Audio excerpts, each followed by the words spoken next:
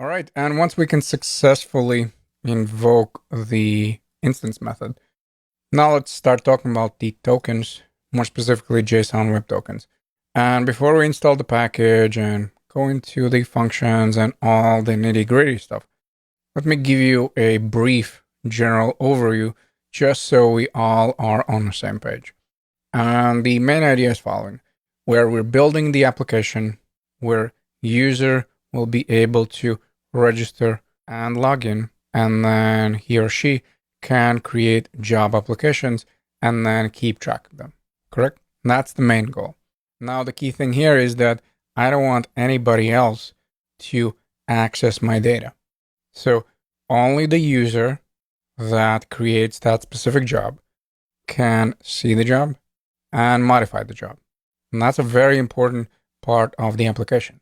So how do we restrict that? Well, we use something called tokens, where essentially, if I'm going to open up the DevTools, more specifically, I'm looking for a network request because I want to show you something.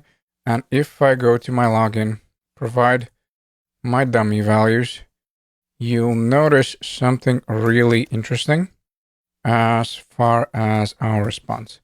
So hopefully my password was correct. Yep, I was able to log in. And if I take a look at the login request, the one that I'm making over here, and don't worry about the stats right now, I'm just talking about the login one, you'll notice this response. So this is the token that we're sending back. More specifically, that is a JSON Web Token. And I store this token on the front end in two places. What you'll notice, the token is in the React state. So it's going to be over here. Notice here, I have the user. So this is going to be the data that we're sending back in response. But also in response, we have the token. And we set this token equal to a state value. And then another place where we'll save that one. And let me find the application, and then more specifically local storage. Notice we'll be saving those values there as well. So that's the first step. Every time the user registers or he or she logs in, we'll send back this token.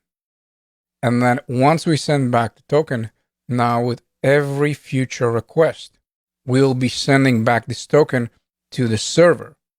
And on the server, we'll validate that token.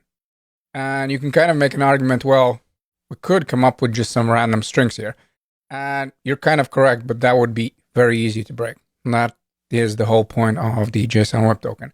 But the idea, yes, would be exactly the same, where once the user shows up to the server for a register and login, you just send back some random value, and then you just check whether the value matches. But of course, JWTs are way more secure. And now let me showcase the other thing, where once we have logged in, notice this request. So pretty much as the user is going to be navigating around our application, he or she is going to be making those requests. Whether that is to add a job, maybe that is going to be when he or she wants to modify the profile and maybe take a look at all the jobs. And what you'll notice that with those requests in the headers, what we're doing from the front end, we're sending that token back. So these are going to be response headers, but what we're looking for here is this one. Notice the request headers and notice the authorization.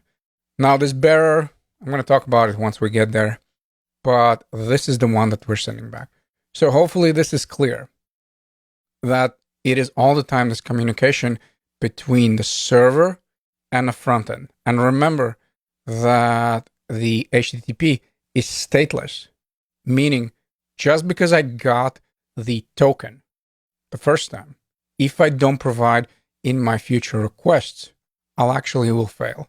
And let me showcase that by going to the local storage, removing the token from the local storage, and then refresh the page. And what you'll notice that the moment we refresh the page, the state will be empty. That's just a default behavior. Remember, we cannot persist the value between the refreshes. That's why we would use something like local storage. And then since the token is not going to be present, I'll be automatically logged out. So let me go to my local storage. And here, let me just clear everything. And then once I refresh, what do you know? I got logged out. Why? Well, let's take a look at the network here. Notice I have the stats one and the response is 401. Basically, unauthenticated error. And hopefully this gives you a good idea of the overall setup and why we're using the tokens, more specifically JWT tokens, in the first place.